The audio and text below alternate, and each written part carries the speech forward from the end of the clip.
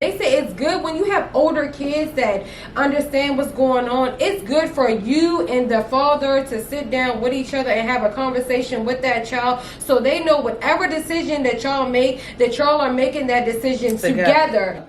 I gotta ask you every time I need something from him. Not just, oh, I just came up off X, Y, and Z real quick, or I got a bonus on my job, whatever the case may be. Slide something, send them some money, whatever. I gotta keep asking you for something for your kids. I found out I was pregnant. I could have gotten an abortion. I didn't have to keep the baby. I didn't know what type of father he would be because that's his only kid. But still, I don't care what type of father he was.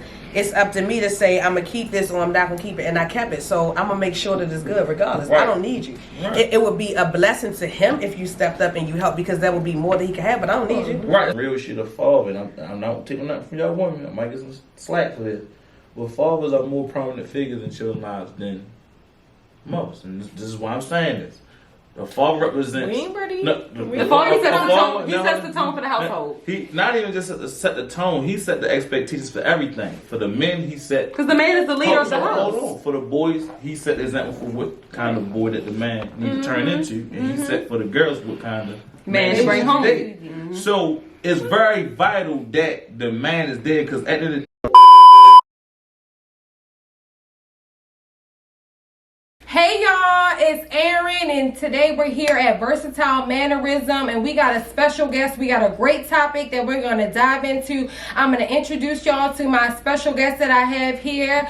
What's going on, Barnes? Hey, how you doing today? I'm blessed and highly favored. What's going on?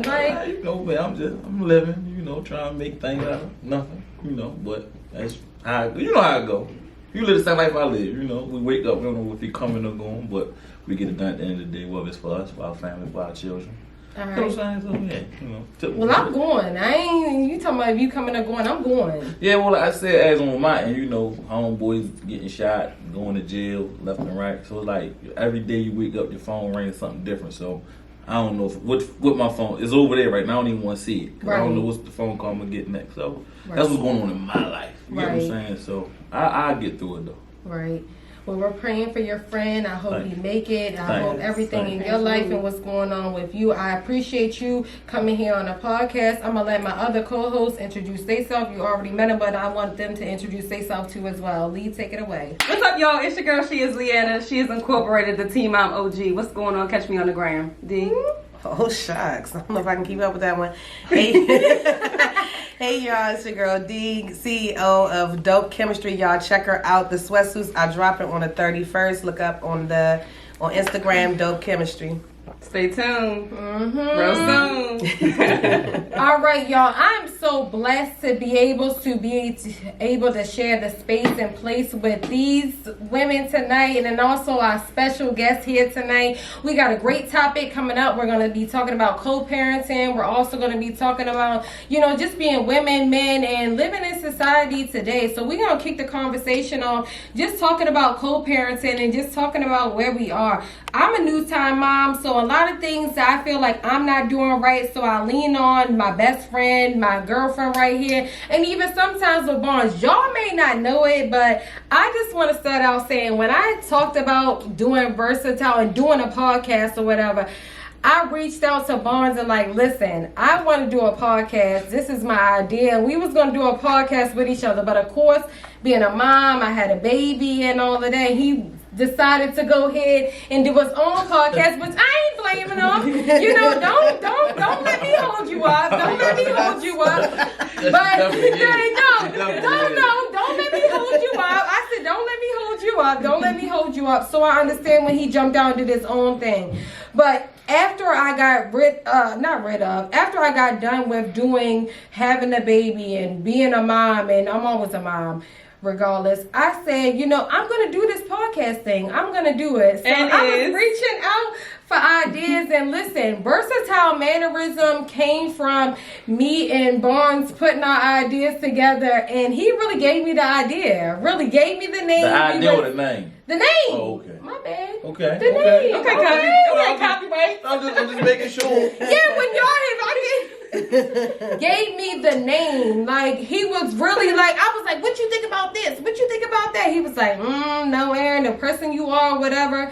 So I really appreciate you, and to have him as, that's why it was special to me to have him as the first guest on here, because before, when I was on pen and paper and writing it down and say this is what I wanted to do or whatever, you know, he was there. Even when I first had the idea, he was there. So to have him now as the first guest, what? I was being a nuisance?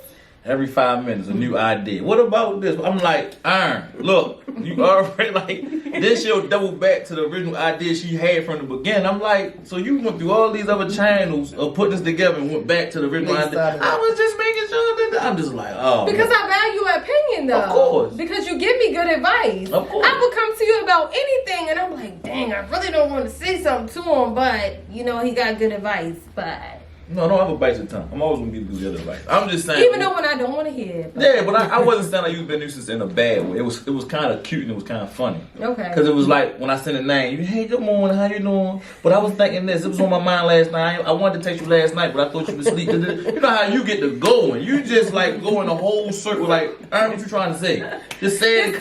Just say it. And then you'll come on and say it, and I'll be like, that's all you had to say. And then I'll give you whatever but you did this. This ain't got nothing to do with me or anybody else. Yeah, you even got me to come. You know how many people who I ignore when they ask me to come on their podcast? I ain't no big-headed nigga, but you got me to drive down to Annapolis from Delaware. So, I appreciate Shout out to you. Shout out to you for coming. I appreciate you. Cool. For real. Mm-hmm. So we want to dive into talking about co-parenting. I know for me being a new mom, I've been trying to, and I've been reaching on them too, if I'm doing the right thing, if I'm doing this, or if I'm doing that. But I feel like when it comes to co-parenting, because sometimes me and him may not be on the same page, may be on the same level. And our daughter, she's just young. She's young right now. But it's just like, regardless of what me and you go through or whatever, that has nothing to do with her. I want to make sure that we're setting a positive atmosphere when it comes to her. Because it's not about me. I'm taking my feelings out of it. I'm taking whatever I have for you out of it, because it's not about me. And I know how I grew up. I wanted my dad to be there. And my dad, to this day, he's my best friend. He is. And he wasn't there like I liked him to be there. But I never closed that door when it came to him. I always left that door open, whatever you want to come in, because I never wanted my dad to have that reason to be like, you know what, you smart, you disrespectful, you know, if you didn't want to be a part of my life, that's because of what you wanted to do. That was your opinion, that was your choice, that whatever. So I always felt like, now being a mom, I wanted to always leave that door open for them. So, and I'm a new mom, so I'm just speaking on new moms. Like, listen, you been a mom for a long time, you have 2D bonds, so we here just to talk about it and what y'all opinion on and what y'all think. Thank God I don't have to deal with that anymore. My children are 25 and 18, praise the Lord. Damn co-parenters. No, for real. No, but for real. I'm serious. Look, I might have to put something in there. But no, co-parenting, I feel like, this is just my opinion, it only matters to me. I feel like with co-parenting, too many times, parents interject their self and a baby is used as a pawn. And it's so unfortunate to the child, because you got two adult children for real that are raising a child, and the child is just caught in the middle. Oh, I'm mad at you can't see him. I'm mad at you, I ain't providing for him, you know. And when you have a child, your life it's no longer about you. The child has to be the first priority, and if it isn't, it's toxic. You know, if you can co-parent, I salute anybody that is co-parenting and making it work for them kids. I don't care what you're doing, how you doing. If y'all making it work at the end of the day and that baby is happy, loved, and healthy, I commend it. But I see it the toxicity within co-parenting is sickening. It's real. It's really, really sickening. You know, when my daughter's father, rest his soul, was, the exemplary of what a father should be. Like, it was no issues with the father. It was other things, you know, where he could have stepped up. But fatherhood, like, I could not knock him at all. My son's father was like, if you don't be with me, I ain't doing nothing. Period.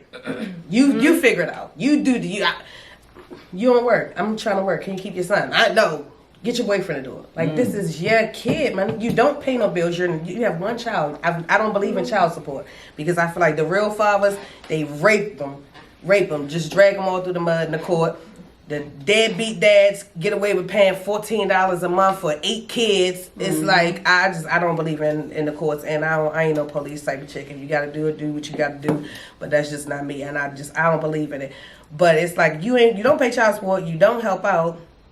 And you gonna stop me from going to work? You sitting home. But you're not stopping me from going to work for me. You're stopping me from providing for your son. Exactly. I'm going to work to provide. So you look dumb, sorry. Right. For years it was like, oh, get your boyfriend to do it. Get your boyfriend to do it. For years to the point where I'm gonna say my son was probably like 4 or 5. I just stopped asking for stuff. I'm like, whatever. And I asked him one day, like, why do you feel like you don't have to help me? And this fool said, because I know you got it. And this was back in the 90s.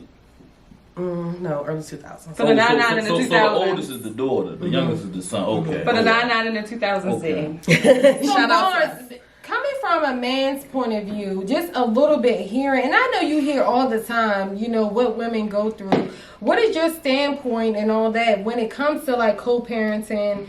And when it comes to like stuff that we do say, when it comes to like a man just being there, and sometimes it's not even financial, it's just being there. Right. Okay, so you gotta first realize there's a difference between a male and a man. Everybody is just not men. They gender is a male, right? But we automatically place the title of man on them. But to be a man, you gotta display certain characteristics.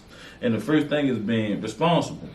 And as she touched on when her baby father said, well, if you're not with me, I ain't on shit. I'm not going to do nothing. The first part of really being able to co-parent, both parents got to be out their feelings. So if you still bitter or hurt, whether on the man side or the female side, the child is always going to be used as the pawn. Have you ever noticed, once the children get older, the baby not 1 or 2 no more, it's not no fresh breakup. Now the baby 8 or 9, y'all ain't been together for a couple years. The friendship that you grow with your baby mother be like this. You be like that. I used to hate this mother. I can't believe me and her like this now. Right. But it's to the point where though so much hurt was being used in between the time of this breakup, that breakup, the baby being one. Because now what you do is you no longer look at a person as a boyfriend or a girlfriend. Look at them as how they are as a parent. Right. And the expectation as a parent is different than the boyfriend girlfriend. So as my girlfriend, you probably was the shit. But now I'm looking at my baby, diapers always shitty, house dirty. Now it's like as a mother, you look real unfit. There's 2 different expectations. You get what I'm saying? Right. So now most motherfuckers don't take the time to sit down and try to correct what they see wrong. They try to use that as ammunition as why this person is a bad father or a bad mother. Instead of sitting down and coming to a conclusion, like you said, then they don't hit nobody but the child. Right. Regardless. Right. At the end of the day, that's who you cheating in this whole scenario. So when it came to co-parenting for me and my daughter mother, it's still an uphill battle to this day because for one, most of my daughter time on trip, I've been incarcerated. So when my daughter mother was 4 months pregnant, I went to jail and I ain't come home until my daughter was 5 months old. So that was what, 10 months? I was like 10 months. By the time she turned 1, I went back to jail and I ain't come home until she was ready to turn 5. So I had to learn and not just, come interject myself in her life. I had to realize she's her own little person right now. She's not going to look at me like, yo, you my father. Right. You got to adapt to her world. Yeah, I had to adapt to her world. You get what I'm saying? But also had to realize that this woman, which is my daughter's mother, she's the one who's been raising my child. So now I feel as though when she tell me, hey, X, Y, Z, bop, bop, bop, not realizing, nigga, she been there for the whole 4 years. Yes. I'm looking at her like, nigga, this is my daughter. You don't got to tell me shit. That's me being ignorant to the situation, which causes friction between me and her. But at the same time, it's still that little emotional shit, because we never got over it. That's how I went to jail and got shot, X, Y, Z. So we never really was like, yo. Y'all never ended it. We never, not more so ended it. Resolved it because at the end of the day, it was like, it was some things on my end that truly deserved the apology, and I never gave it to her until after all these things occurred. And that's where the static come from. Right. It's built up animosity and just unsaid words that just make it more worse. Now, as a woman, like I said, I have 2 kids by 2 different men. And I think at the age that I am, I've came to conclusion with my kids' fault. It's like, it's stuff that I see my kids hurting from our mistakes as parents. You feel what I'm saying? So it's like, me, I'm ready to be 30 this year. It's like a new level of closing some chapters, making some things better. My kids only getting older. They're 11 and 9. Right. But me coming to you as their father, one of them don't even answer the phone. You probably hear from him twice a year. but I'm coming to you as the mother of your child, and I say, hey, they have this going on, they're fighting through this, you know, I want to put them in therapy. Like, I'm all about positive co-parents. I don't give a fuck if you hate me to your guts. But when it comes to my kids, they should never see that. Right. They should never see us beefing over the phone, or, you know, he hearing you but your girl talking bad about your mother. First of all, we ain't even about to do that. Let's not even start that. But even if we hate each other to the point, like, you want to stomp our guts, like, at the end of the day, like, let's show our kids positive co-parenting, because at the end of the day, we feel how we feel about each other. But don't let that reside on the kids' fact. You feel what I'm saying? Right. So if I come to you as your baby mother and I say, you know, X, Y, and Z, you know, my daughter or my son, you know, they going through this, or maybe it's my mistakes. Maybe they don't like who I'm dealing with. Not saying my kids make my decisions as a woman, but kids be knowing. Right. Kids be knowing. Right. So if they not comfortable around, you know, what I got going on, what you got going on, like, we gotta fix that. Or why do they not like it? You feel what I'm saying? Like, what have they witnessed? Like, kids is not dumb. Not at all. But when I bring that up in my personal experiences, it's like, oh, I'm a hater. I'm a this. It's not about me and you no more. I don't care what you do, who you deal with. Right. But when it's about me protecting her or him. You know what I'm saying? And that's all I worry about. But they look at me like I'm crazy. But who am I? But sometimes, I'm going to be honest, sometimes children want their parents back together. They do. Absolutely. The fact that, and crazy you said this, to be honest on some real shit, and a lot of people don't want to admit it. Children know how to manipulate a lot of situations. Yeah, they are the biggest manipulators. If they know biggest finesses. If they know it's a little bit of disdain between you and your baby. Like, okay, my daughter. I'm a disciplinary type father. I ain't gonna hold you. My daughter do something wrong, yeah, I'm gonna slap you in your chest. Wow, just the back of the hand. Boom. Man, my daughter could be on the phone talking about roadblocks. She won't say nothing. Soon as I'm walking in the room. Dad, remember when you hit me? Hold up.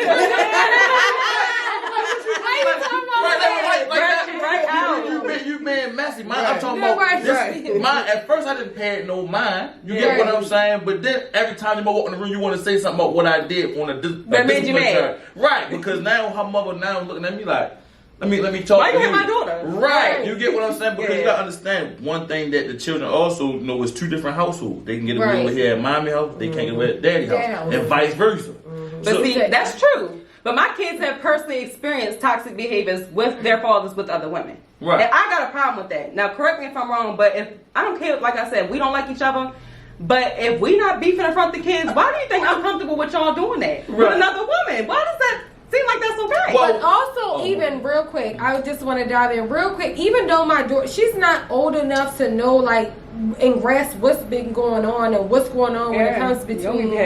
She be having her way. She be having her way, but she's not old enough to know when it comes to me and her father what's going on. Right. But it's speaking to you and other people and just other older people. They say it's good when you have older kids that understand what's going on. It's good for you and the father to sit down with each other and have a conversation with that child, so they know whatever decision that y'all make, that y'all are making that decision together. Because when they see you and their father sitting on the couch and y'all are talking about, okay, this is how it's going to be, this is what it's going to say. Because when you're doing and you're saying, like, okay, you're going to do this and you're going to do this, and you're by yourself as a mom or you're by yourself as a father, they're saying, okay, mom says this. So when they go with dad, well, mom said this. No, when you're on that couch and you're sitting down with each other, you're saying, and what you're presenting to them and what they're saying is that my mom and my dad are both on board with what they're saying. So, and I was like, okay, that makes sense. But the thing about that is, as you said, older children. Everybody's child not born old.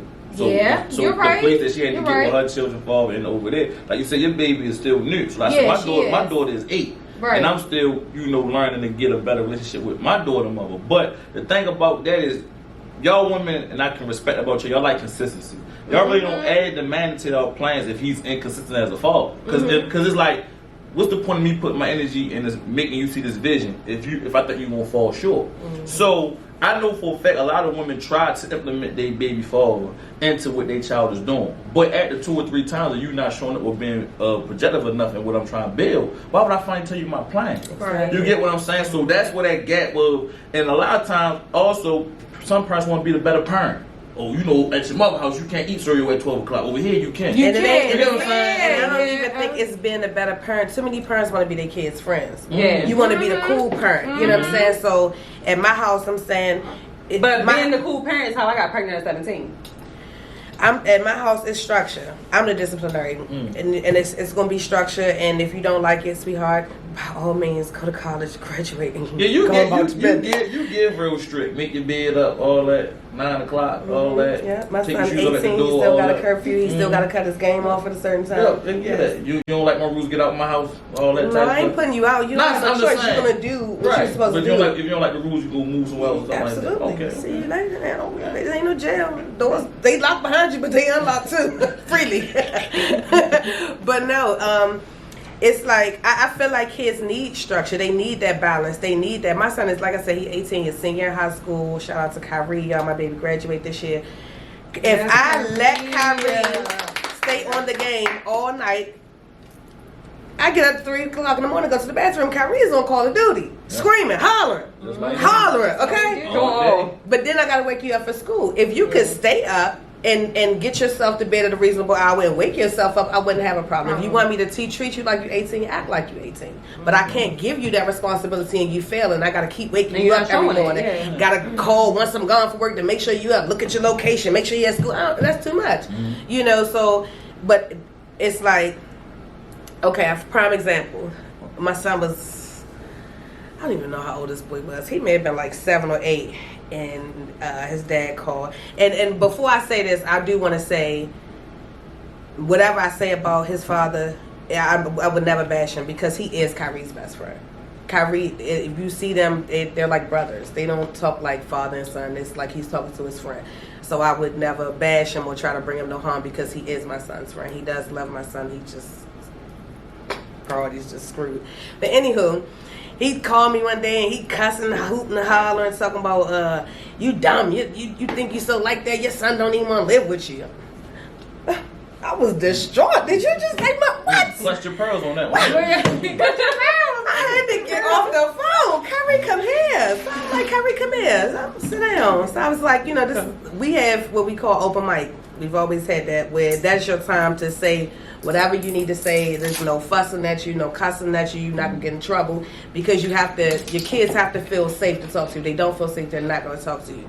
Yeah. And Lord I got an knows, open door policy with my kids, and since they started talking, I told them like, I don't care if somebody make you feel away. I told my daughter, if anybody touch you weird, my son, I don't play that. We got open door policy. I want to know. Right.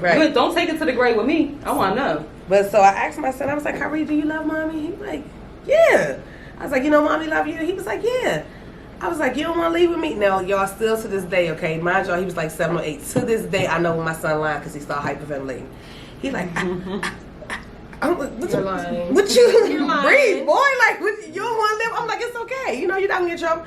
You don't want to live with me? He was like, no, I just want to live with my dad. I said, why you don't want to live with me? And I asked his father, like, did you ask him why he don't want to live with his mom? Like, that's something serious. If a child tell you they don't want to live with their mom, you need to find out what's going on because most children don't want to leave their mom. So I was like, well, you know, what's going on? Why you don't want to live with me? Y'all, this boy said, because at my dad's house, I ain't got no chores. You make me take out the trash. At my dad's house, I can just play the game all day. But your father should be over there teaching you how to take out trash. And cut grass and all that other But you stuff. say at your dad's house, all you got to do is sit on the couch and play the game all day. Oh, y'all know I called that my boy. Oh God, I called that boy custom because this is what you teaching him. This is funny, right? So my son is 11, and y'all know my son has autism. I was 17 with a child that had autism. I had no idea how to deal with him. I had no idea how to understand him. Mm-hmm. So I tell his father, like, you know, he got tested or whatever, like, you know, this is what the situation is. If my son was one of those little boys who cuss and just all over the place and just whatever, because I don't play with and Aaron, you know, my kids' manners and all that. I play about a lot of things that I might be goofy, but when it comes to my kids and their mannerism and just their respect and all that, I don't even play that. My kids sit up straight. You represent me till I die. You feel what I'm saying? I don't even play that. Right. So when I come to him and I'm telling him, like, you know, whatever, he just stopped dealing with him. Well, back to what you said, like, he ain't want to rock with me and my son. He ain't want to be there for his son after I left him. All right, cool, whatever. But when I brought up on a side note of that, I'm like, you know, he got something going on. His learning disabilities, whatever, like his attendance and everything in school is just, not attendance, his performances in school is just not regular. You feel what I'm saying? He was so in denial about it. And I think that's even more of a reason why his coward ass pushed away from my son. But if he was one of them boys that was, you know, stealing cars or whatever else, these kids that don't got no, you know, respect levels, you know, they don't have no structure, he'd be all for them. But then he comes to me one day like, why my son talk white? Why you talk so good? Why you don't have no career? Why you not being a man to your son and showing him how to be a man? You know what I'm saying? Came in. Go ahead. I sit there and I hear what's being said. And that's not for this room. It's just a general question. Y'all don't see the red flags in these niggas if y'all get pregnant by them? Y'all just, there's no sign of showing that. I was 17 and 19 when I had mine. I was young. Not making an excuse, but I'm just saying. That kind of sound that way because the first thing you said was the age factor. Now, me personally is this. I was young. That's people that have babies younger than you. So 17 really, that's like the average norm, to be honest, 16, 17. But in my opinion, if I could see a person literally don't take care of themselves, why the fuck would I think they can take care of a child? This is just my opinion. So I constantly see this imagery of females saying what they baby father don't do. Well, how the fuck did you get pregnant by this nigga? That's my first Maybe question. he did do before the baby came. Oh, and that's always a possibility. But 9 times out of 10, most people, their intuition, they hide it. I should have seen the sign, I should have seen the flag. And now you stuck. Because to be honest, like I tell anybody, I don't care, you could dispute this all you want. A baby is more of a commitment than marriage. I don't care what nobody says. Because if me and you ain't got no business or nothing tied together, if me and you get a divorce, I'm not speaking to you ever again. But until I die, you die, that child die, we gonna always have a connection. And that's even when she had grandbabies, great-grand, we gonna always be connected. So before you get 17, 14, 9, 10, 12, whatever, however old you is when you get pregnant, you gotta look at yourself and say, do I got enough energy to deal with this motherfucker for generations? That should be the question. But what if you don't come from a household where you're taught that? Because I wasn't taught how to get an intuition of how to deal with people. You know what I'm saying? I watched my mother get beat on by men. You know what I'm saying? I've seen her go through whatever. So I only went to, not saying like, I allow people to beat on me or whatever, but I never had that real sit down with a person like to really figure out the good and the bad in a person. I just attracted to what I like. Yeah, but I'm saying, if anything, they were my safe havens out of my traumatic. Well, if I'm not mistaken, I know at 17 I had common sense. You know, common sense don't got to be taught. Like you said. Sometimes too, Bonds, sometimes people put that best foot forward and want you. And I'm just speaking on my experience. And like when it comes to my daughter, I've known him since I was younger, and at the end, everything was peaches and cream. And I knew you. You know, you knew me. It was, everything you showed. You was the best person.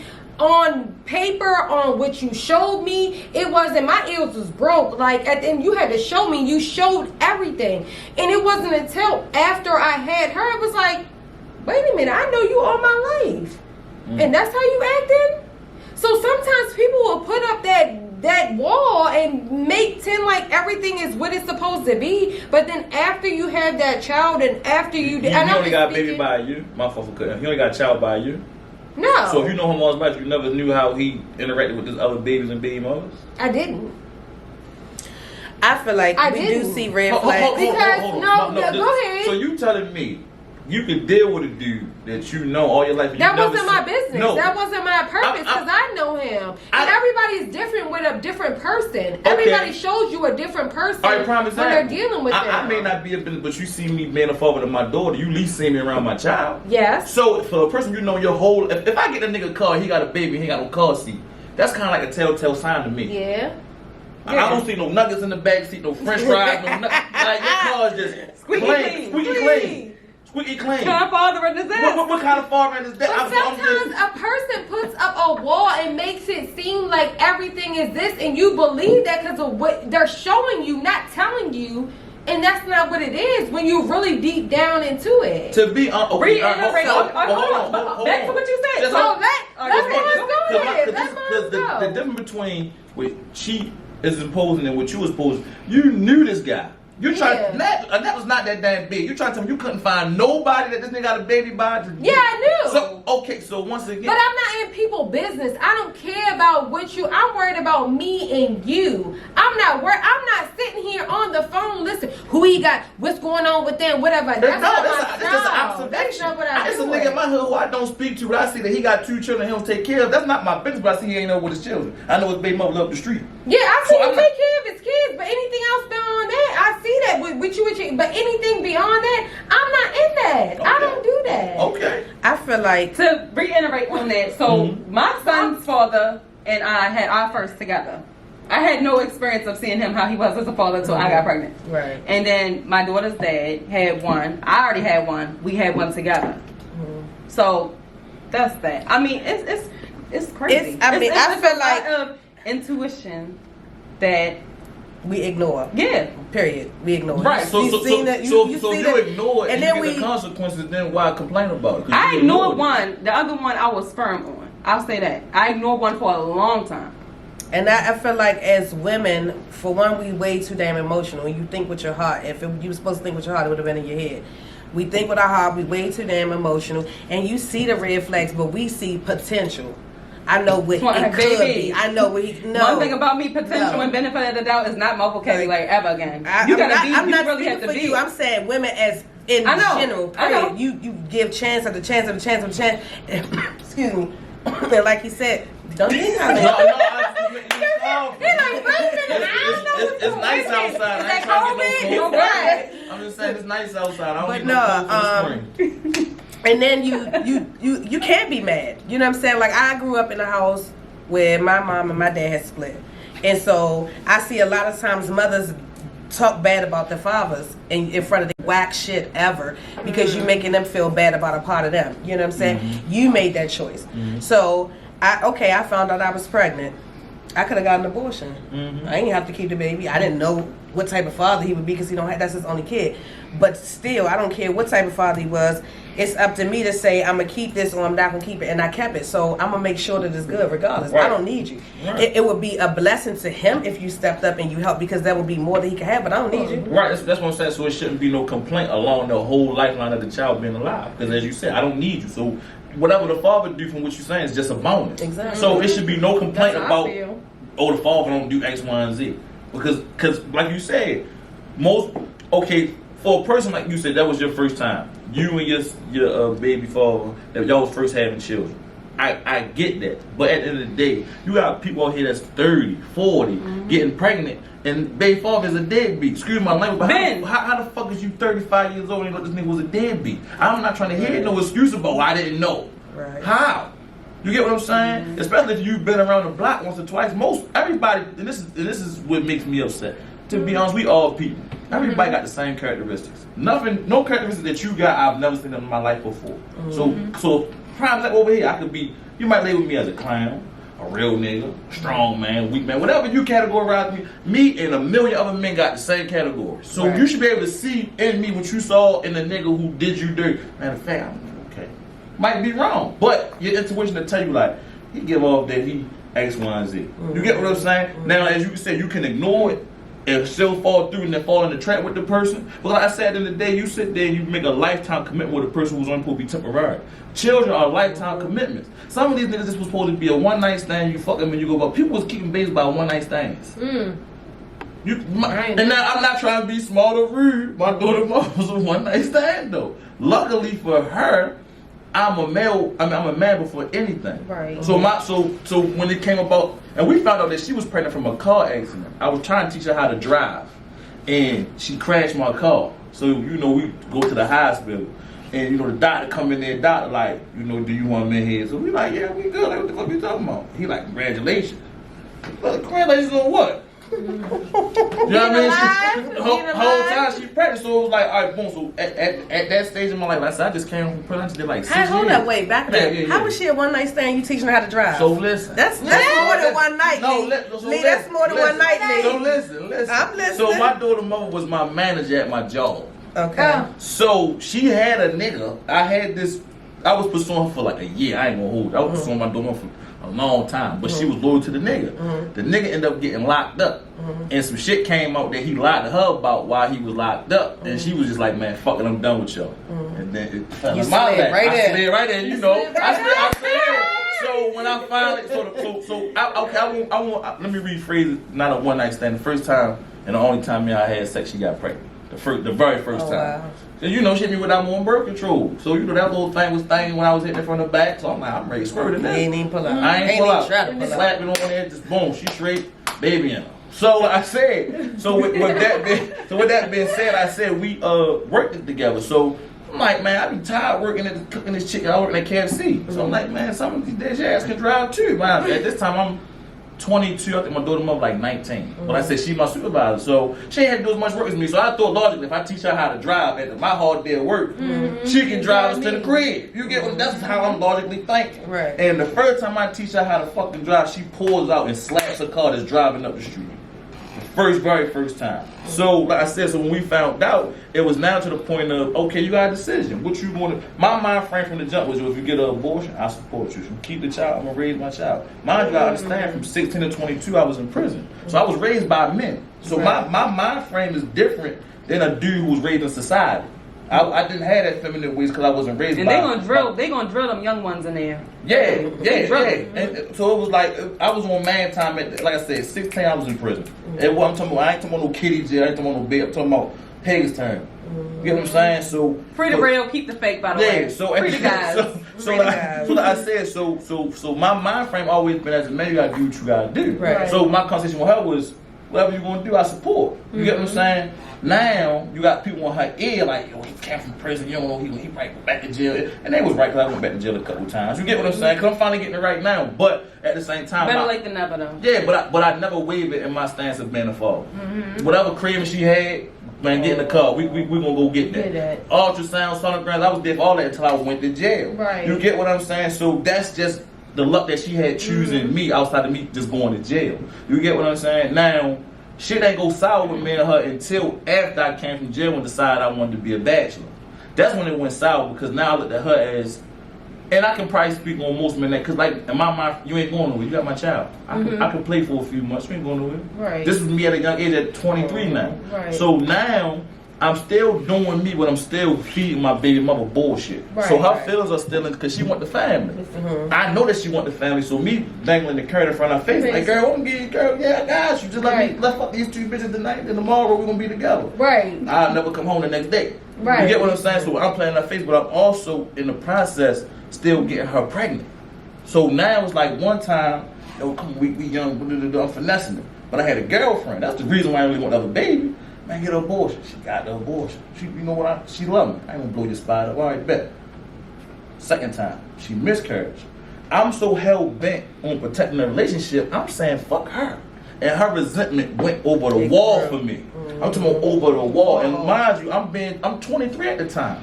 I'm still in the streets. I'm really saying fuck her. This shit is eating her at her core.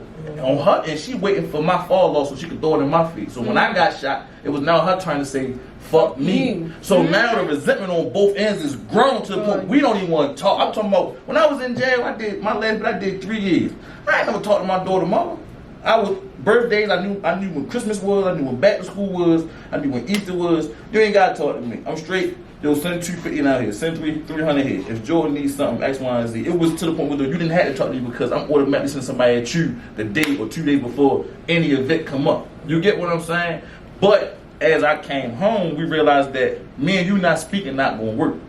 We got to communicate somewhere along the line. Because now at this point it's going to go through her, and it's going to be toxic for her. Right. But some men think that it's cool, like it's hurting you not to speak to you or not to say. Like, oh, my kid got a phone, they can call me, but it doesn't matter. But sometimes your kids are not that old to be able to communicate. And I think a pet peeve of mine is for a father to ask, what size does my child wear? Why don't you know? So that means you haven't been buying nothing recently. Well, no, I know. I do have that, because I do. That's a problem, though. To me, it's not really no issue. It is an issue. Well, like you said, that's your pet peeve. My daughter mother, when I look at it as a pet peeve, she understands I do a million things at once. She tell me the sizes, that shit get shipped out to the catalog. I mean, kids do grow overnight. A pet peeve for me would be, you saying you're going to do something, don't do it. That's what I do. That's a pet peeve for me, too. But I feel like as a mom, I know what size my child wears. Because you got your child every day. But you But listen, if I'm telling you what size they wear, and you're asking me the next week what size they wear, Fine.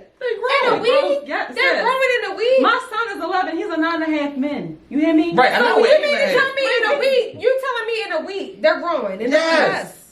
No, they're not. They That's is. I went to school. I ain't trying to pull that card. I'm not trying to pull that card at all. You're telling me in a week kids grow. Yes, they growing. Okay. So in a week, they're going to be from a 4 seed to a 5 seed. They could. In a week. It could. Listen. Don't do Don't do that.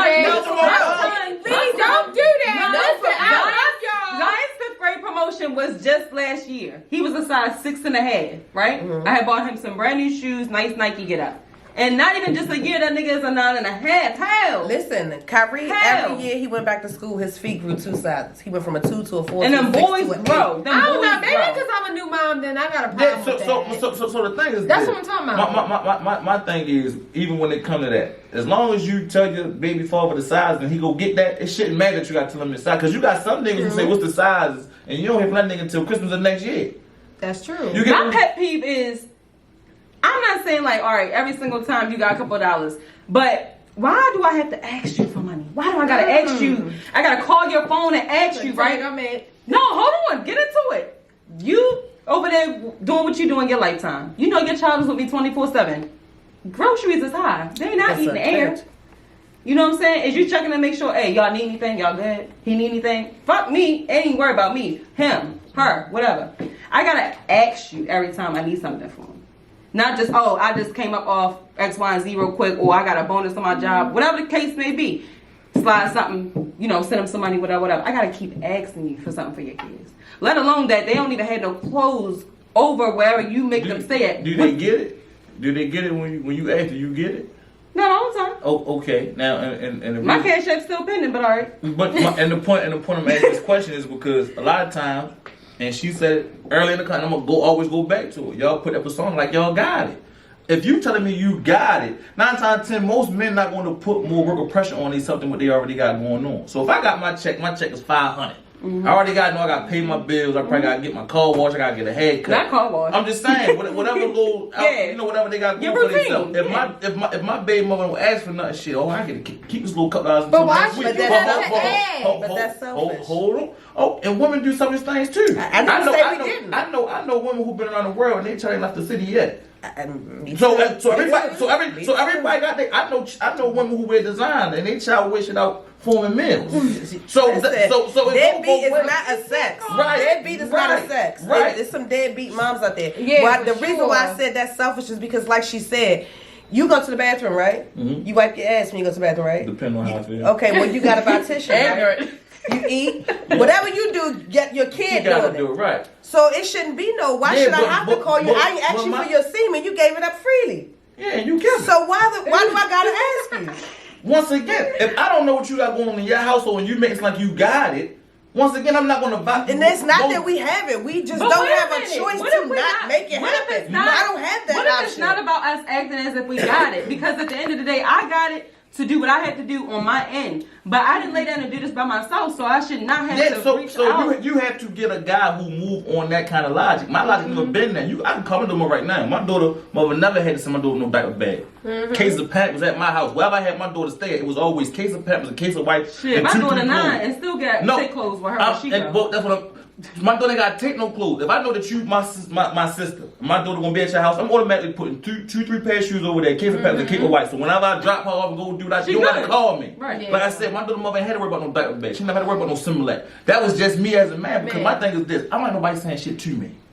So the more I do, the less you gotta say to me. Right. So if I got the booster on deck, what baby clothes 200? I Right. used to get 400. I'm talking about this whole room be filled with clothes. Jordan, no wear that shit. It was cheap as shit. Yeah. Oh, a braid? I'm fucking the braid. That ain't nothing to do my daughter that. You know what I'm saying? So like I said, like I'm just saying. So at the end of the day, He ain't lying. you have to. Utilize your own plan. Right, that's what I'm saying. But you have to talk like when it comes to certain answers. I can't give you certain answers that most niggas give because I'm not most niggas. Right. You get what I'm saying? Well, a lot of these niggas ain't real niggas anyway, and nobody It's not, wants a real even about, nigga. it's not about being a real nigga. Like I said, you guys. But like I tell Aaron all the time, all these same niggas that be like, oh, I'm a real nigga, he a real nigga, they be the most fucked up ones when it come to fatherhood at that. And not only that, y'all be on social media saying that y'all do this and y'all. That's what really kills me. Y'all And post you be- all this, post so a girl, bad. do everything for a bitch, but do the least for your kids. That irks me. And And I'm not talking to my be. I'm just saying. And it happens. Like I Yeah, said, it does. even with me, I fell short. I had to have a conversation with my daughters, not my daughters, but my baby mother father. He was like, yo, you want us to realize, well, yo, you've been slipping. And after we had that conversation, I had to sit, mind you, my thing is, and I speak on this to anybody, I don't give a fuck what they're in, accountability going to be the solution for any problem. Absolutely. As long as I'm not rejecting what's being said to me, dang, man, fuck what he talking about, I fuck what she talking about. No, matter of fact, they right. I'm Taking criticism. So now, all right, we gonna have this meeting. So now I'm on the phone, my daughter on the phone, her mother on the phone. Hey, what daddy doing wrong? My daughter that day when she go, Daddy, I don't like when you hit me. All right, bet, that's off the table. Daddy, I don't like that you don't spend that much time with me. All right, bet, this is what we gonna start doing. You get what I'm saying? So now it's on to my daughter, mother. All right, what you need from me? Man, look, just send this amount of money a month.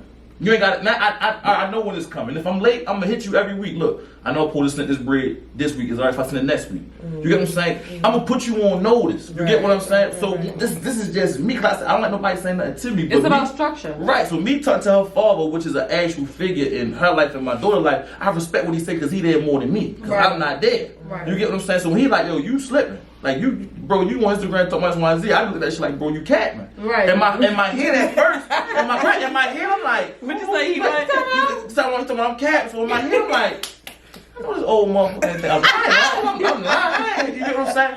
But once again, I'm going back to how things was when I first had my daughter versus to where it's at now. Because I said now they not in Baltimore no more. They in a different state. Yeah. So the parenting is different than me getting my daughter for a whole week and then you getting her for the next week. And but now it's like I'm only getting the holidays, spring breaks, summer breaks, X1Z. So now it's more so just being communicative, like FaceTime. I'm not real big on that shit, but that's what go a long way. My daughter's like I said, she'll sit on the phone with me all day to show me a bunch of dumb shit. I don't want to see no damn cats. I don't want to see no damn. But you like, oh, I like that. Right. But you get what I'm saying? So, but like I said, it took her grandfather to tell me like, bro, you slipping. Yeah. This man, he's not no deadbeat, so I can look at him and respect what he say. So if he's saying I must be slipping somewhere. Yeah. And since then I went to go pick my daughter for spring break, I put this on everything. Yo came outside and gave me a hug. He said, boy, yeah, keep doing you. Yeah, she bigging you up. That's all I live for. That's all I live for. Right. So like I said, now to the point where me and my daughter mother, we text. We holler at each other. She got engaged. I put her engagement up on my page. You know, congratulations. Right. I look at it as I was a vessel to that. Like, right. You know, I made you realize what kind of nigga you need because it wasn't me. Me being ain't shit shows you a proper man, and you engaged. Now right. I want to take credit for it. You did though. Yeah, I did. Cause me being ain't shit show her like. But it's a good feeling. It's a good feeling to know that you and someone had a kid together. And y'all probably have experienced the worst of the worst. Like, oh my God, I can't stand this thing. She got me locked up. Yes, like real tragic stuff, right? And then some way or another, it gets to the point where y'all can be as smooth as can be. And that's a good feeling. Yeah. You can just co-parent and it's at ease. But it's like it's certain stuff that triggers it to like flip. You but see that. But I'm saying from experience. You just gotta learn how to. You gotta learn your language. But it has nothing to do with your personal life. It's about our kids. No. But if I come to you about our child. It's about our kids. If it's about our kids, their mental health, their well-being, and anything, that should not trigger us to be fighting. But some men want it to be more than about the kid. You can be like, listen, I just want you to take care of the kid. That's it. That's all. And this is it. And it's like if I ain't here, if I ain't effing with you or whatever the case may be, I ain't doing it. Why? Right. You should take care of your kid regardless of what we got going on. That has nothing to do with our kid, regardless. But taking care of the kid. You got some men who is like that. It's like, why? Why are you like that? But taking care of the kid is deeper than just financially and showing up. Y'all making yourself upset though. But y'all, at the end of the day, I had to learn it the hard way. Like you making yourself upset. You can't make him parent. Right. Period. You can't. You expecting that, putting that false expectation, you're disappointing yourself. He ain't disappointing child first. Exactly. But it just means you got to work harder. If you're a real mother, if you're a real father, shout out to my single dads. I know some really, really awesome, dynamic fathers. Shout out to the men that take care of children that they did not make. I know, again, this is not to bash men. I know some really, really good fathers. But you kind of just... It is what it is. Mm-hmm. I can't make you do something. You know what I'm saying? I didn't have it. I ain't never been balling. I'm not rich, but I don't have that choice to say, oh, well, I'm just not going to get it. No. Right. I had him. I'm going to make sure he's good. But you got to meet them where they are. If he ain't sending money, he ain't doing it. Right. Don't keep the kid from him because he ain't paying you. He ain't doing this. See you later. You send your kid, whatever they got to have. I sent my kid with bikes, 4-wheelers, school books, crayons, whatever. Look, make sure he read 30 minutes a day. Make sure he do the school work. You know what I'm saying? Send them. And a lot of them like to take that and run with it. And it's a lot of those Instagram parents. They post them looking so good. My kids got this and got that. You ain't got that. But once again, as she said, and take the emotion out of it. Yeah. And that's the. I'm not speaking in mine. I'm just saying in general. I'm just throwing stuff out there. Even like I said, and that's for the ones because they might be watching. For the ones who got Instagram friends, like you said, you been upset or you been happy about it. It got to get done either way. Absolutely. So why would I waste my energy being upset with something that I know got to get done? More energy into being happy. Right. So once again, and when it comes to co-parenting, especially from the male point of view, for most males, they just got to get over the fact of the emotional feeling that they got for their baby mother. I no longer look at my baby mother as somebody I want to fuck. So for me, it's cut and dry. Like, it's about the child. I ain't trying to fake impress you about the child that gets mad. I don't want to fuck you no more. Once you got me locked up, I will never go back. You get what I'm saying? I'm lying. I might feel a little bit. I ain't gonna lie, cause you know I said I ain't gonna hold my baby. Got a big ass, so I might come to get my daughter. I ain't had that thing in 8 years. I'm like, that thing fat. I got BBL. But yeah, what's going on back there? You know, she boy go ahead. I might let me grab that thing real quick. I'm just saying, this is right. Like, girl, you got my child. I'm gonna grab that ass. Once the sexual attachment is like gone, and you really do look at him like, I can never lay down with you again. Right. That's the only thing, because in your mind, when y'all through that hiccup of, oh, we together, we not, we beefing, it's gonna mess your mind up of seeing him or her potentially with somebody else. And once that thought can go through your mind and then no longer bothers you like that, you really have nothing else to worry about. Because the kid already here, the bill's already here, the responsibility over here. But once you get over that part, like, you good. You definitely have to get over the emotional part. I feel like I was blessed because although my son's father was never a provider, I was never into him. Like, never. I never wanted to go that far with my son. I really was trying not to say it because this is going to be on live, but that man was poking holes in condoms. We never even had sex unprotected. What? I didn't want to. He tried. Hey. And told me, like, the first day I knew you was going to be my baby mother. Yeah, like, ew. But the day I found out I was pregnant, I never touched him again. But you know what's so funny? But you know what's so funny? The thing is this. A lot of dudes, when it comes to scouting baby mothers, we like looking for the ones that we can think of. If I ain't able to do it, I'm going to know my child going to be good. That mind frame sometimes puts you at a lack. He said, I watched you with your daughter, and I knew I was going to make you my baby mother. Like, that's creepy. So, y'all scout baby mothers? What? It's not everybody do, though. Not everybody do. It's not about more so scouting baby mothers. That's the same way when you doing dating. You scout who you think gonna be the best fit for you. Okay. Right? Okay. So it's not like, I'm scouting niggas, or you scouting niggas with money. No. You just know that this is what you may like over here. You scouting. I'm just saying that's just what it is. Y'all better watch out. Y'all still young. Yeah, that's what I'm saying. Because to be honest, at this damn time, older women are getting pregnant now more. Oh no, bet no. Yeah, I'm just saying. How old you were when you had your daughter? 31. And that's your first. My first. So mind you, we ain't talking about somebody 16. People that's in their 30, I'm talking about when you pregnant. I'm past that. So we know that you passed that. Because like I said, because you at that point with I'm not starting over. I don't got babysitter. That's the first thing you said when you got here. I ain't got babysitter. I would have had no children. She was like, no, you would have had me. No, sweetheart, I would have killed you. You can't kill my child and get away with it. Like, you know what I'm saying? So no, for real. So you do have to.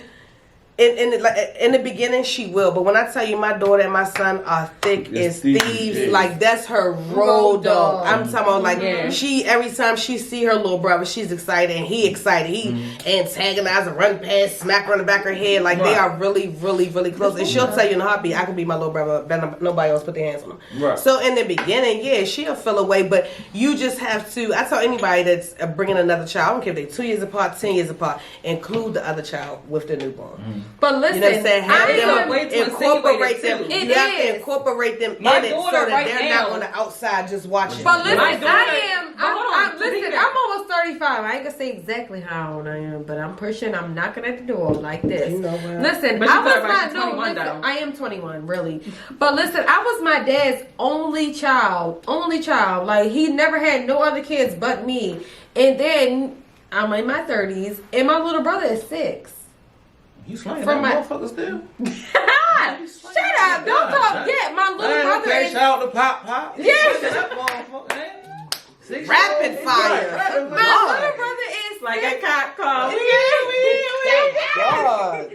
And even though being older and being, it was hard for me to, like, okay, because I felt like he wasn't there for me like he should have. So when it came to my brother, he was trying to make up for everything he didn't do with me, even though he was a boy with me. And I looked at it sometimes like, oh, dad ain't do that with me. I was thinking I ain't tell it to my brother. I was looking like, my dad ain't do that with me. But like sometimes my dad be like, oh, I'm gonna pay for this, I'm gonna do this for me, and I'll be like, Dad, when it comes to you, it ain't even about the money, it's about time. Even still to this day, when I walk down that aisle or whatever I say I do, my dad, I want him front there and center. It's a lot of stuff when it comes to my dad that I still want him there for, but it's just like 30 years later, you decided to have a kid, and even I don't want to feel like because I'm older, like I'm not jealous of my little, like I'm not jealous of my little brother. I'm not, but I'm like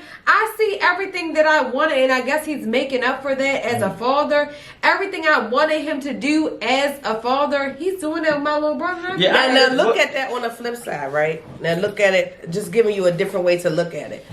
That's kudos to your dad. That's showing that your father has grown up. That's something to be proud of him for. Not to envy. And there's nothing wrong with having sibling rivalry. You're going to feel a way about certain things. I tell my mother all the time, like, you got soft with them, man. I used to get crucified on a cross. These niggas run around here with...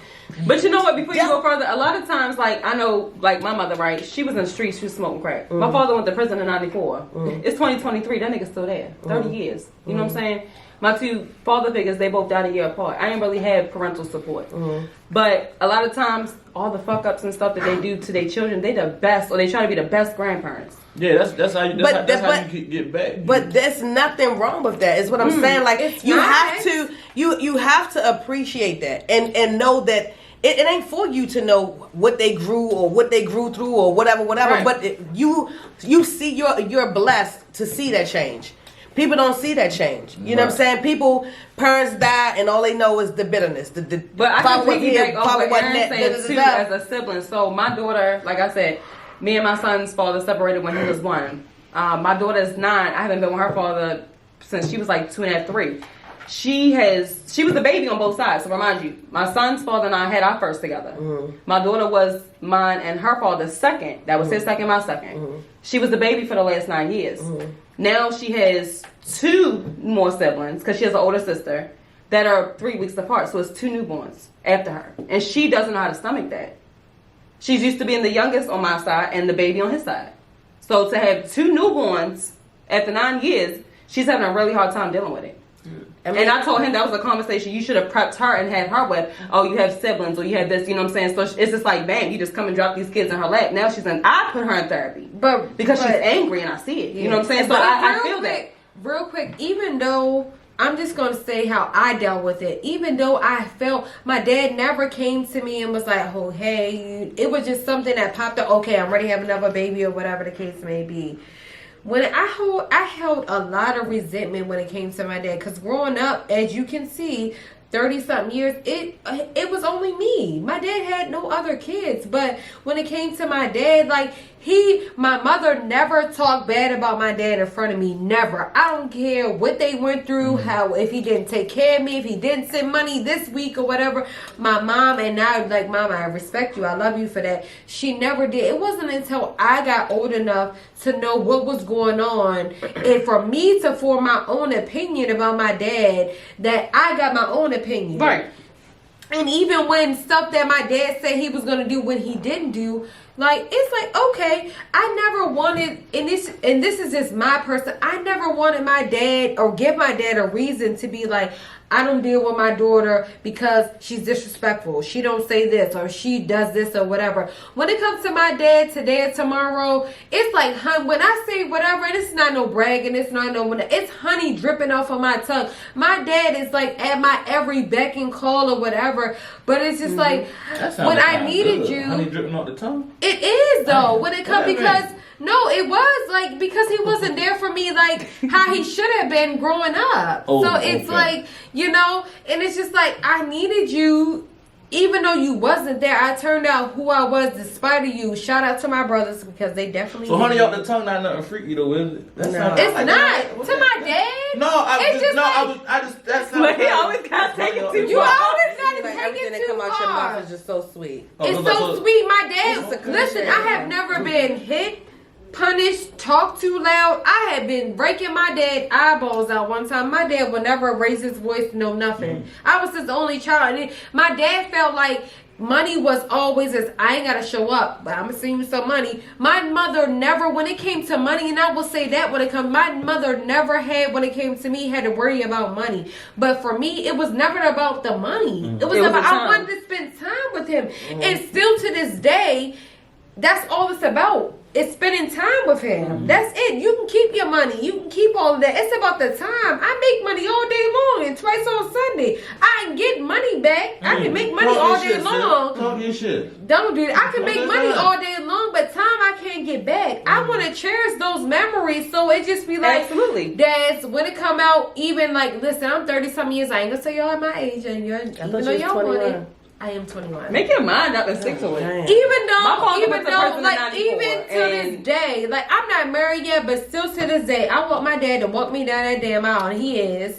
But, like, dads play an important role in women's life. Even, like I said, I'm 30-something years old. My dad still does. Parents play a role, period. No, not But dads, not to take especially. Yeah, for daughters, yes. For sons, yes. Like, to be honest, if you have a father to on some real shit, a father, and I'm not taking nothing from y'all women. I might get some slack for this, but fathers are more prominent figures in children's lives than mothers, and this is why I'm saying this. The father represents. The father sets the tone for the household. He not even just set the tone. He set the expectations for everything. For the men, he set, because the man is the leader of the house. For the boys, he set the example for what kind of boy that the man needs to turn into, and he set for the girls what kind of man to bring home. So it's very vital that the man is there, because at the end of the day, at a certain age, your son may think he can buck on you. I'm just being honest. Right. God forgive me. Right. I think I was 13. I'm gonna be honest. I body slammed my mother. Like she hit me. I would have shot the shit out you. Hey, we both had guns when I was at that time. You get what I'm saying? You better hope you got to yours before I got to mine. She was already on the ground, so she was into her. So I already had her beat. All I had was I'm just like I said, I'm just being honest. But once again, not having that male structure and getting hit by your mother makes you think now, if you gonna hit me like a nigga on the street, I'm gonna hit you like you a nigga on the street.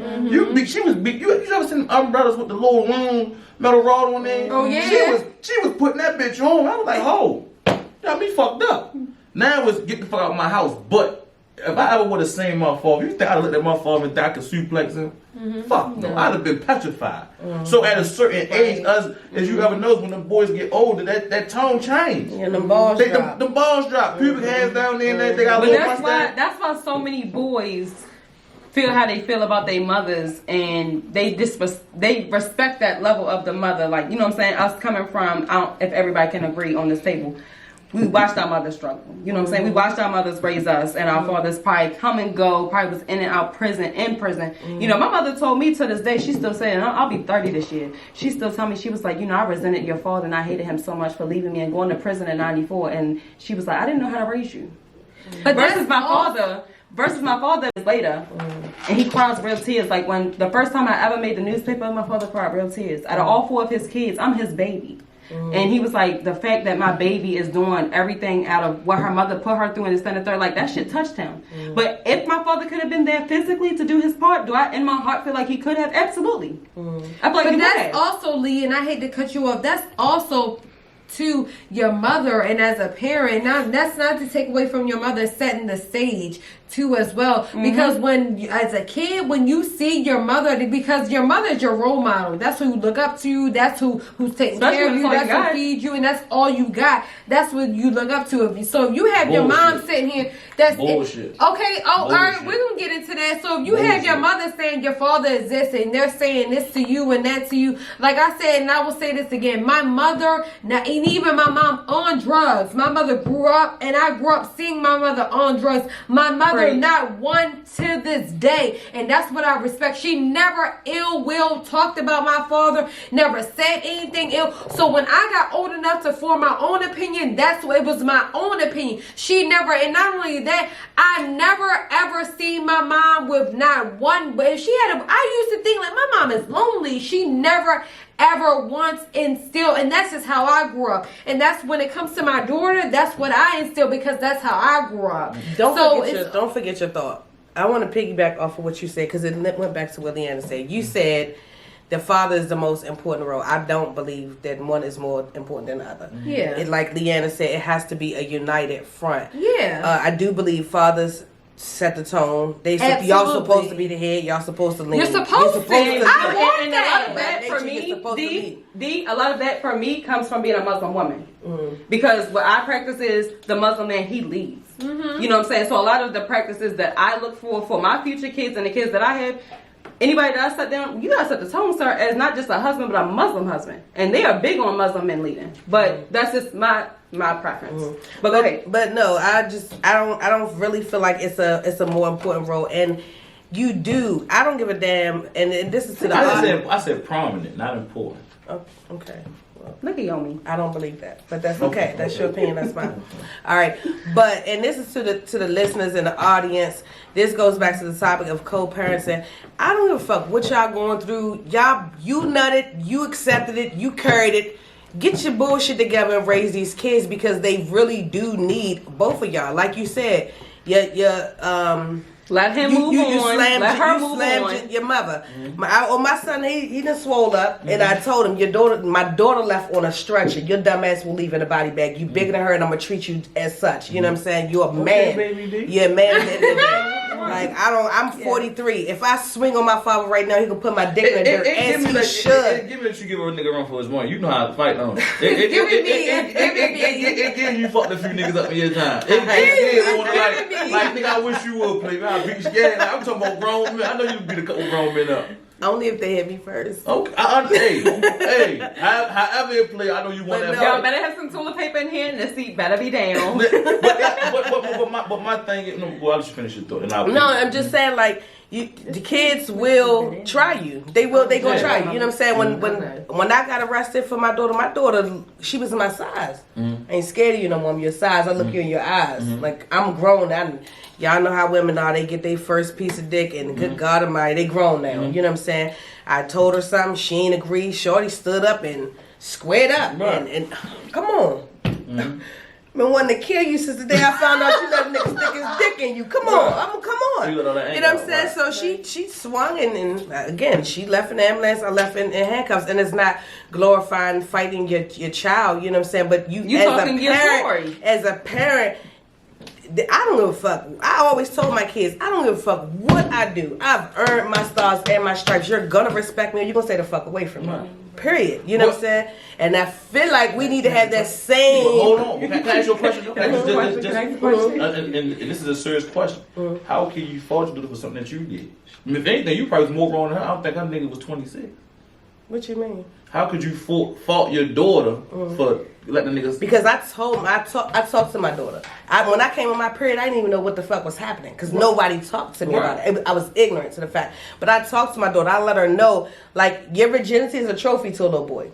He gonna tell a nigga what it smelled like, what song he hit it to, what position he had you in, what brand condom he used. Probably lying saying some mag him no way. You know what I'm saying? But you're for real. A little girl's virginity is a trophy to a little boy. I'm just trying to figure out how was you upset versus being understanding when you basically did the same thing that she did. Maybe but no, the fight wasn't over the sex. No, you said I wanted to kill you since you let a little soul. Oh yeah, I was very. Look, she called me right now. I was very. You spoke her up.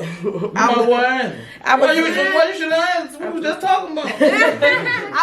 It's just as a mom. You know what I'm saying? I feel like we fear them doing. I have to protect her from making the same mistakes that I had. I never want my children to go through what I endured. Never. I want you to be better than me in every way, shape, form possible. I don't want you same way our parents was trying to save us because they knew what the fuck was out there, but we didn't want to listen. But it doesn't. You know what I'm saying? But it doesn't always happen that way. Like, okay, prime example. When we was going through what we was going through, my father like, well, when you did this and you did that, that don't mean I want my fucking kid to do it. Yeah, I did it, and this is the result of me doing it. So you think I'm gonna let her do it because I did it? Did you turn out bad? No, I could have been better if you look at where you at in life now, you think you turned out bad? I feel like I'm behind the bar to my standard. Okay, and that's understandable. But when she made the statement of parents being role models, I said that's bullshit because you have two prominent parents in the household, and the daughter can go out and be a fucking porno star. That's just like the pastor's daughter could be a freak. Hold on. That's what I'm saying. Been raised with two parents, and you got some niggas like you said, your father was in jail and your mother was on drugs, and you made the newspaper. You doing what you're supposed to do in your family. Right. Your upbringing, in my opinion. I said at the last. In my opinion, I would never allow what I went through in my past to hinder me to keep saying, well, I wasn't taught this, I wasn't taught that. Right. Like I said, okay, y'all went to prison. It could be hiccups. It could be hiccups, and you can. It could be hiccups in your journey. I'm not disputing the hiccup part. What I'm saying is, I'm not going to use. Oh, I didn't have a father. That's the reason why I'm a deadbeat. That's bullshit. No, yeah, you get what I I'm saying? agree. So you got some people who use what they've been through. Like all y'all are prominent females. All y'all are successful females in y'all own lane. And as you said, we all got our history. It's women who had a better upbringing than y'all and ain't shit right now. Mm-hmm. So parents are not really role models, in my opinion. Right. You get what I'm saying? It depends. I agree with that. Depends I on can agree with who that. you choose to be influenced by. I can have the best parents in the world, but if I got an influential crowd of dumbass pigs, I'm gonna be dumb like them. You get what I'm saying? What you say the other day? Don't be the square in the circle. What you say? Something like that? But that's what I'm saying. So like I said, for me, and it goes back to what I said earlier, you gotta look yourself in the mirror. Every time I went to prison, I lost friends. And the reason why I'm saying it is because you was no longer asset. No, it wasn't even about that. I looked at I'm not doing the same thing that what y'all doing. No, it's not even that. I looked at it as, if this how you'll treat me while I'm in jail, this how I'm gonna get treated when I die. Yeah. So if I got a fucking child, right, and you probably my best friend, I've been locked up. You know, make sure my daughter good. You make sure my daughter was good. Me hanging with you when I get home is a slap in the face to her. Yeah. So I can't have you as a friend, bro. Yeah. And once again, me knowing myself and knowing who I am and knowing what's more important, my daughter relationship with me is more important than my friendship with you. Because I kill you. I'm not gonna kill my daughter. Right. I'll slap shit out with you. I'm not gonna slap shit out my daughter. Yeah, so which one did you prefer? Would you prefer to get slapped, killed, or just cut off? Not time to with me. One is gonna just take the cut off part. Yeah. So like I said, and this is just my opinion. That parents being role model. Like I said, my mother ain't do shit for me. It took me into the age of 25 to realize my mother wasn't shit. It took me into the age of 25, and I had substantial reasons. When my sister was born, I look at it as, I've seen people who was on drugs, and the love of their child overwhelmed them to stop them from getting high. My mother continued to still get high when she was pregnant with my sister. I lost respect then at that age. I lost respect for my mother when social service came and she allowed her baby father at the time to tell them, well, I'll keep my daughter, but I'm not keeping him. And let me go with my family somewhere. And she stayed with the father and my sister. So I lost respect all on the line. Yeah. So the last straw was us in the house with a nigga that you fucking, that don't pay no bills, tell you, fuck you, you ain't shit. And I say, I mind you, my room is downstairs. I was so happy to be upstairs using the bathroom when I heard this. The fact that I went outside and damn near killed your boyfriend with my bad hands, and you came and reprimanded me, like I did something wrong. You know what, sis? As long as you got this nigga in your life, you can't have me as your son. I haven't talked to my mother in 6 years. She's still with the nigga. And I don't lose no sleep. And the sad thing is, my mother can probably die the day tomorrow, and I wouldn't care. Because at the end of the day, I can tell you right now, as a 31-year-old man, it's nothing installed in me that my mother taught me. I don't think my mother took me how to tie my shoe. So, when I look at it, it's unfortunate. It don't but like it's like it's not. For me, I don't look at it as being unfortunate because, luckily for me, whatever I went through got me sitting next to you, baby D. So I'm making. But hold on, I do want to point that out real quick. Hold on. So the point I'm trying to make is, I don't look at her not being there for me as a crutch. I look at it as a leverage. Not even leverage. I look at it as a piece of freedom. Yeah. Me going to prison sad to say is probably what I needed. I probably need my mother. I'm gonna sound crazy. I probably need the prison when I needed my mother. Yeah. Because guess what? I ain't had no male figure. But that prison, y'all, it wasn't nothing but men. It's niggas in jail that's hitting gems that the world will never see because guess what? They got life. The words that they speak, they'll never hear. Only way you're going to hear is if you go to prison. And I was around those guys. So when I come home and my homeboys is wearing tight jeans and doing all this feminist shit and I'm moving a certain kind of way, they look at me like I'm crazy. No, I ain't crazy because the education that your father supposed to be giving you, he was giving to me because we was on the same tier together. Right. You get what I'm saying? But hold on, you got to give your mother her credit because Credit for what? Fucked up as she may be, if she cuddled your ass, you may not be the strong person that you are right now. Her absence made you strong because you had no choice to take care of yourself. That's not on her. I didn't actually be here, cuddled or not. So at the end of the day, my thing is, if you put something in this earth that didn't ask for, my thing was like I said, I gave you chance after chance. I gave you chances when you was getting high on my sister. No, of course. So I'm just saying, not only you. I got a question when y'all done, but go ahead. Okay, you got so many people who look at me and say that's crazy that you feel this way about your mother. My fault. It's people who I don't have no birthright to and treat me more of a son as my mother. So title don't mean shit. It's women out here who allow men to molest their daughters. That's still a good mother? No. Is this girl still supposed to respect her motherfucking mother because she allowed this to happen? Well, you know what? That's funny because, you know, my mother was dealing with this guy still to this day. So, like I said, she left when I was 10. And I do believe it's it's two types of junkies out here who get high. It's a good, clean mother who get high and do a clean way, and it's a dirty one. My mother was a dirty one, like selling the food stamps to the drug dealer to get high. We was starving. Social services said we had malnutrition type shit. Like, my mother we was trifling, you hear me? Like, we didn't have clean clothes for like a month.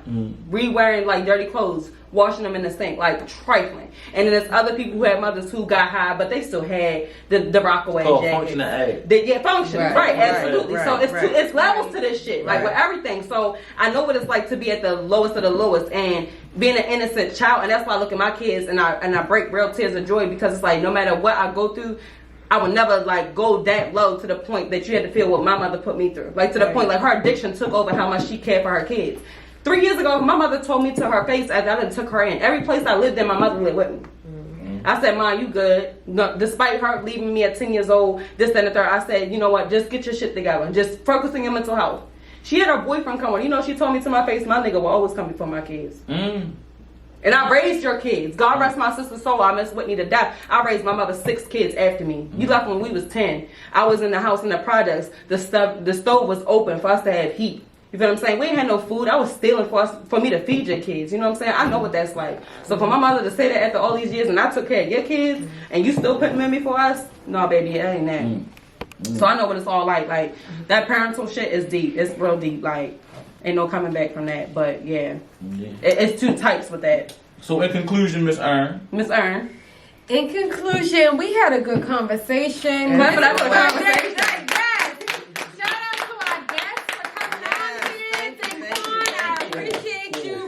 Coming on here. I appreciate my co-host really for coming on here. This is going to be a part 2 because I feel like we need to finish this conversation and we got more stuff to talk about. But also, listen, I'm going to talk about May 13th. I got Grandman's Touch 5-on-5 basketball going on at Pitt Moyer. So I want y'all to come out and vibe with that. I also got the brunch going on for the mothers because it's Mother's Day weekend, so I want y'all to come out and deal with that. Y'all don't have to pay for nothing. Just make sure y'all register. Y'all can go on my social media, Yo Minnie's Mom. Please register for that. Lee, what you got going on? D, what you got going on? Barnes, what y'all got going on? I want to hear what y'all got going on. So, y'all, I am super busy. So, as of next week, I am going on an audition to do a casting call with a stylist. If I am picked, I will be on a billboard in Times Square. So, that's my first biggest thing. Oh, yes, Lee. You better get it, girl. You better get it, girl. I'm showing off these teeth. You better be. On top of that, she is incorporated. Y'all know the book is out, From Heartbreak to Healing, the Reality of Teen Motherhood. Y'all can get that on Amazon. May 20th, I am doing the Sneak Her Kickzella, which is the sneaker gala for the Mother's Day charity event. That will be in Baltimore. I will be a guest speaker for that. We are doing the second book signing in Harlem, New York. I just have so much good stuff going on for my teen moms. So catch me on She Is Leanne on Instagram. Anything for the teen moms. You gotta see it to believe it. Yeah, She Is Ink. We outside. D, what you got? I have an announcement to make. You pregnant? Girl, fuck no. No shade to the pregnant mamas, okay? Them days is gone, baby. No, you want a baby, spoil me. Rock me, spoil me. I'm good. Okay, big baby D. Yeah, baby. Yeah, you want a baby, spoil you.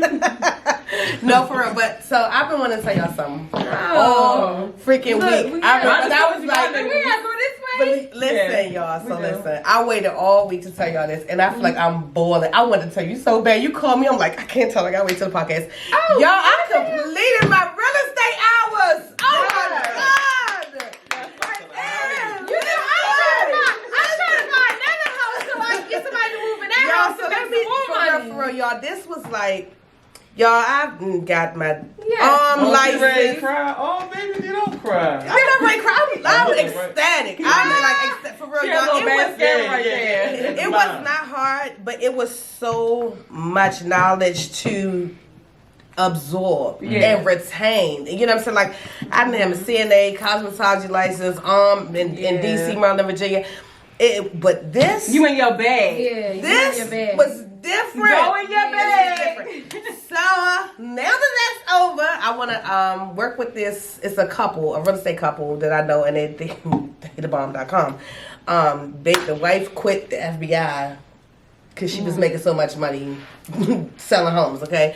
So I want to get with them to, like, just teach me some more stuff before I go take a test. But, y'all, when I tell y'all, I'm so freaking proud of myself to be a full-time employee and really dedicate myself to that. So because the first episode, she said that she was doing that real estate thing. And look what happens in just a short time frame. Mm-hmm. I had 20 hours left there, but so the next podcast, I might be pregnant with my twins. Come on now, make it make sense.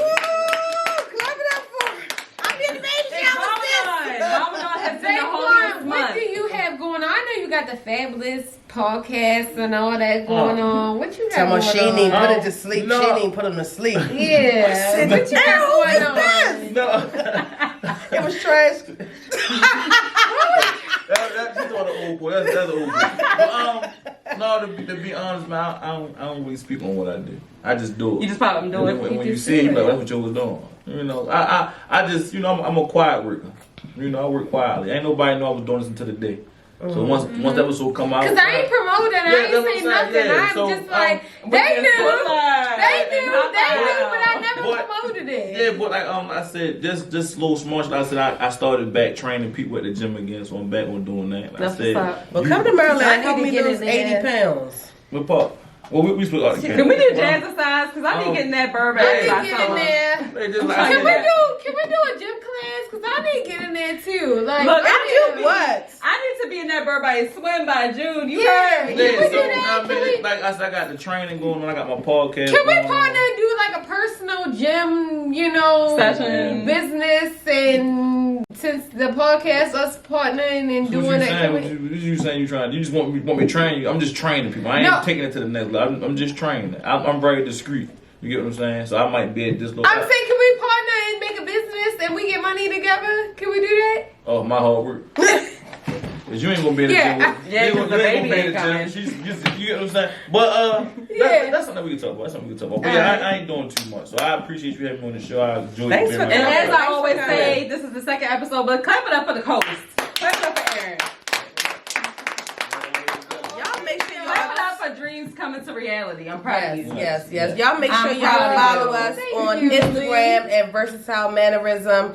Check us out, y'all. When you see it on YouTube, like it, share, subscribe, and send it to everybody, y'all. We talk about Because this ain't things scripted. This is real. This is and real. we talk real. about things that anybody can relate to. This is us 24/7. It is nothing Right here in the scripted, it's DMV. nothing phony. I don't care if you can't relate. Somebody can. Send it to your peoples, man. Shout out to y'all for listening to us and rolling with us. This is the second of many. Drop your Instagram. And May 13th, come out to the 5-on-5 basketball game. Like I Show said, me what y'all got. I'm I'll be gonna have out a there brunch crossing out them there out. for the ladies, for y'all, for Mother's Day weekend. Like I said, make sure you like, subscribe. I got it following on my social media for y'all to be able to come. I'm sharing my Instagrams on there.